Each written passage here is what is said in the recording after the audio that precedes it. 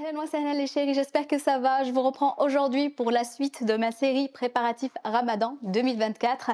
Alors vous le savez, chaque année avant le Ramadan, je fais le grand ménage et je décore mon petit chez moi, voilà, pour créer une atmosphère, une ambiance ramadanesque. Donc je continue à le faire pour transmettre l'importance de ce mois béni à mes enfants. Sachez qu'en préparant notre cœur, notre maison, notre famille pour le Ramadan, on crée en fait des souvenirs durables et des liens forts et c'est ça qui est vraiment très important. Bref, sans plus tarder, je vous laisse découvrir le contenu de cette vidéo. J'ai préparé tout le nécessaire pour le nettoyage. Je vais commencer par la chambre à coucher. J'ouvre tout d'abord les fenêtres en grand pour bien aérer la pièce et ainsi renouveler l'air intérieur. Je retire ensuite les draps.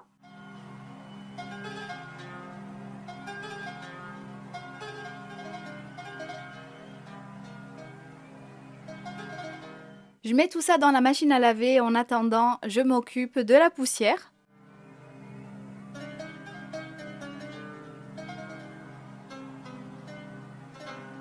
Je passe également un petit coup d'aspirateur sur le matelas pour le dépoussiérer. Vous pouvez également le saupoudrer de bicarbonate de soude et laisser agir une trentaine de minutes environ avant de passer l'aspirateur.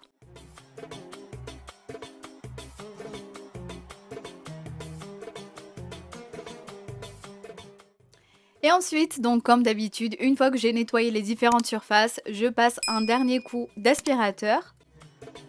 Passons maintenant aux choses sérieuses, il est temps de remettre les draps propres et surtout prendre du plaisir à refaire joliment le lit. J'aime tellement ce moment.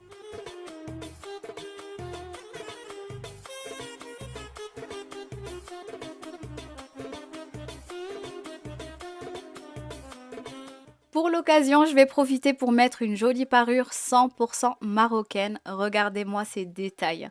La finesse de la broderie marocaine témoigne de l'élégance, de la profondeur de la tradition, cousue avec précision par des artisans talentueux. Chaque création et chaque pièce raconte l'histoire de l'art et de la culture marocaine. Et vraiment, je suis fière de présenter et mettre en avant les créations de mon pays.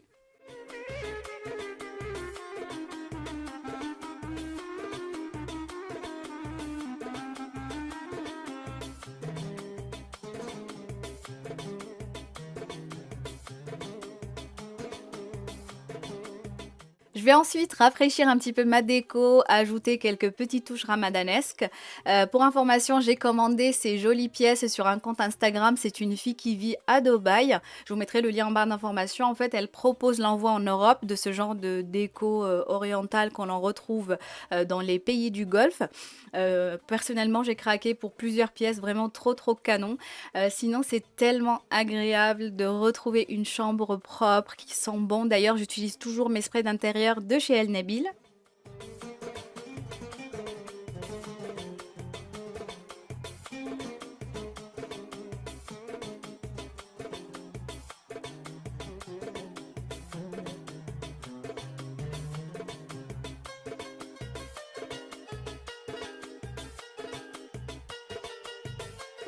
Et maintenant on passe à la salle de bain. Je commence par mettre un peu d'ordre. Je range chaque chose à sa place.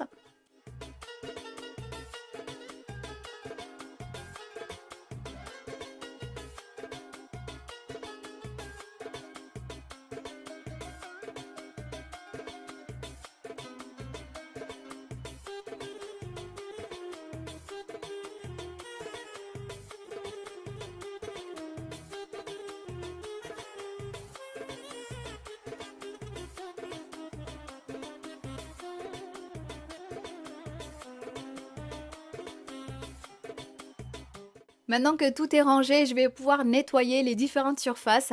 Alors entre les traces de doigts et les éclaboussures de dentifrice, le miroir de la salle de bain n'est pas épargné évidemment. Donc je profite pour passer un petit coup. J'utilise un produit multisurface pour un nettoyage rapide et efficace. Ensuite, je sèche soigneusement avec un chiffon en microfibre, donc le robinet, le mur, voilà pour que tout reste brillant et nickel.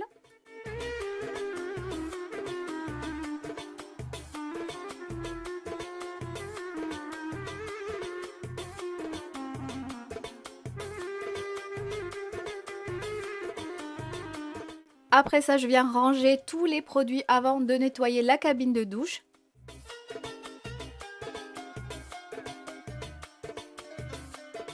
Je passe à cette étagère que j'ai juste à l'entrée de la salle de bain, je donne un petit coup dessus.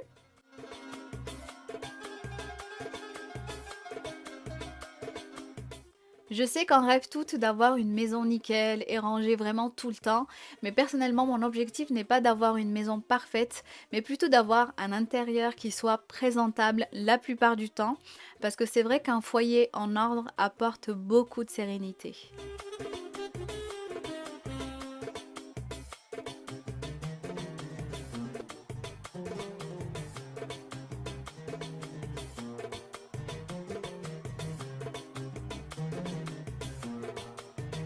Pour nettoyer la paroi en verre, j'utilise un produit spécial salle de bain, je l'applique partout et puis je laisse un petit peu agir avant de frotter. Je rince le tout et voilà.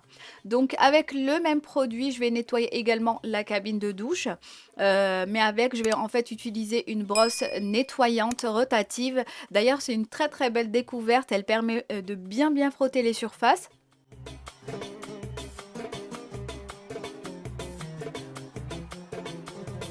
Récurer les toilettes pour éviter la prolifération de bactéries. J'avoue, ce n'est pas la tâche la plus glamour, mais elle reste inévitable.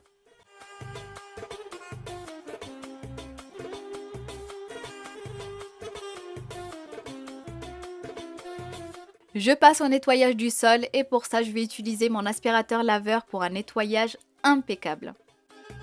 Une fois la poubelle désinfectée, je vais déposer au fond un coton imbibé d'huile essentielle de lavande. Voilà, justement pour éliminer les odeurs et c'est un désodorisant parfait pour la poubelle. Le nettoyage de la salle de bain est enfin terminé. Je vais simplement remettre chaque chose à sa place. Comme les autres pièces, la salle de bain a aussi sa propre petite déco. Je vais mettre cet ensemble de serviettes de bain aux touches marocaines que j'ai également acheté au Maroc Ramadan dernier avec ma petite maman.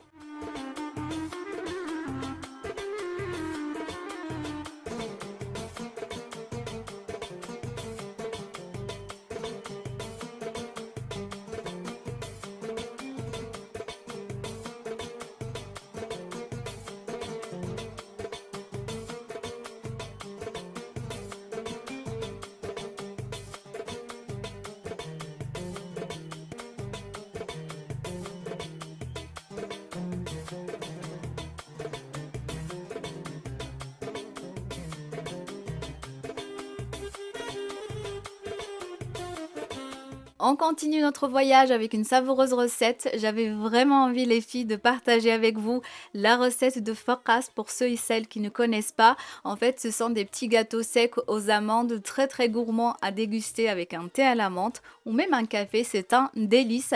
C'est parti, je vous montre les étapes pas à pas pour les réaliser. Vous allez voir, c'est assez facile. Pour la préparation, c'est très simple. Dans un saladier, versez les œufs, l'huile de tournesol, le sucre et une pincée de sel.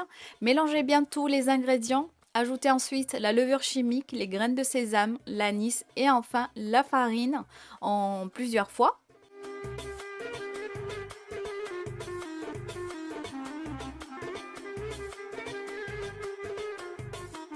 Comme vous pouvez le voir, je mélange bien les ingrédients jusqu'à l'obtention d'une pâte très très souple et après je vais ajouter les amandes que j'ai préalablement trempées dans l'eau pendant 2 heures.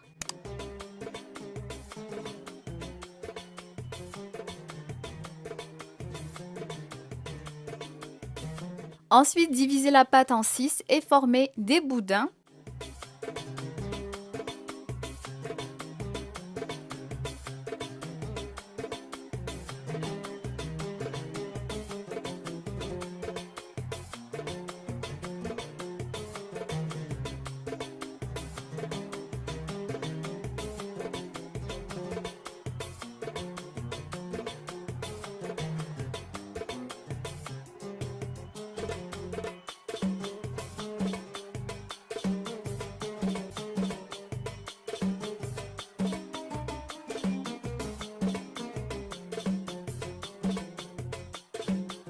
Maintenant, je vais venir badigeonner le dessus avec un jaune d'œuf et un peu de café soluble.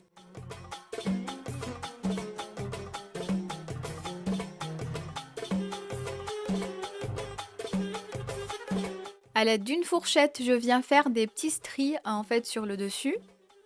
N'oubliez pas de piquer chaque boudin avec une aiguille propre. Voilà, c'est une étape aussi très très importante.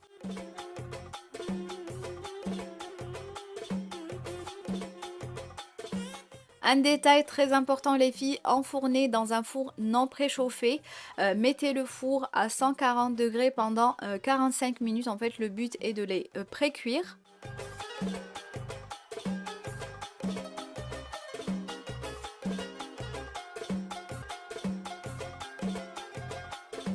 Laissez refroidir complètement pendant environ 2 heures sous un torchon humide. Je viens maintenant découper les fakas à l'aide d'un couteau bien aiguisé.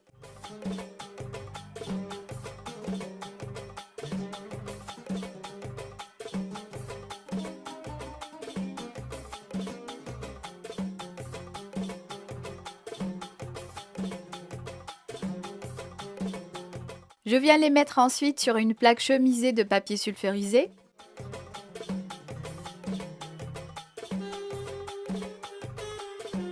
Voilà, il ne reste plus qu'à les faire dorer dans un four préchauffé cette fois-ci à 180 degrés pendant 15 à 20 minutes.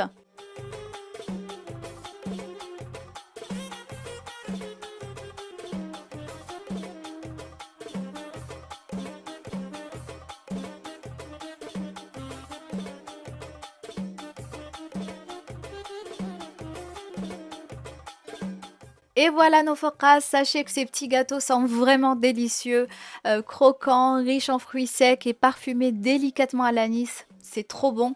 Sachez qu'ils sont pas très sucrés, il y a vraiment un très très bon équilibre dans les ingrédients. En plus de ça, ils se conservent super bien, vraiment très longtemps. En tout cas, je suis sûre que cette recette traditionnelle va vous plaire.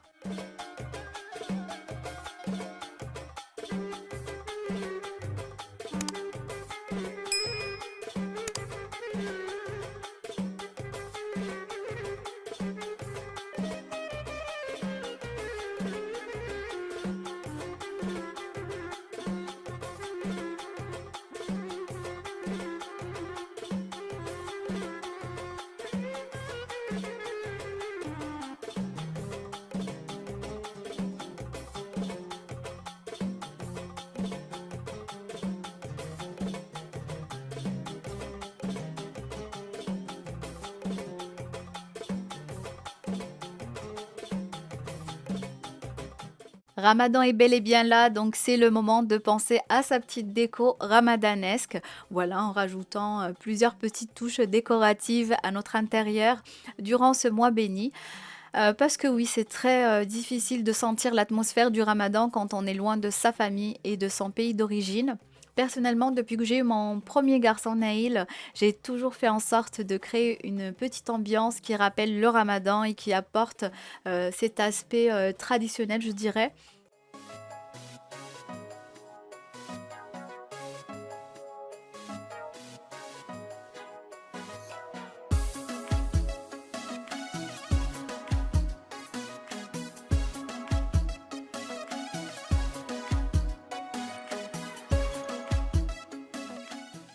Cette année, j'ai opté pour une décoration qui combine tradition et modernité avec ces jolies pièces au style oriental qui viennent tout droit de Dubaï.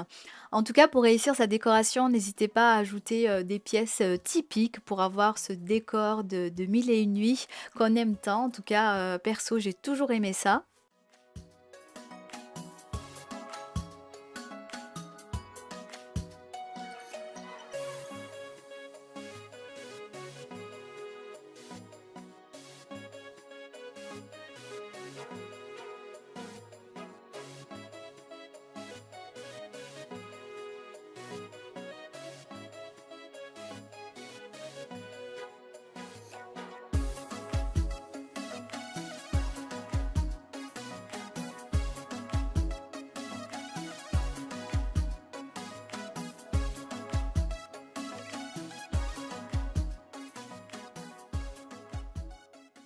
Cette vidéo touche à sa fin. Merci infiniment d'avoir regardé celle-ci jusque bout. J'espère d'ailleurs qu'elle vous aura plu. Sinon oui, on sait tous que le Ramadan est avant tout le moment idéal pour prier et invoquer Allah pour toutes les injustices qui se produisent dans le monde. Durant ce mois, il est également indispensable de multiplier les bonnes actions, voilà, dans le but de se rapprocher d'Allah Azzawajal, une opportunité unique de grandir spirituellement en compagnie de vos proches. Alors préparez-vous avec amour, préparez-vous avec foi et que ce Ramadan soit une expérience inoubliable pour vous et votre famille. Toutes nos pensées et nos prières pour nos frères et sœurs palestiniens. Ramadan Moubarak à tous et à très vite sur ma chaîne.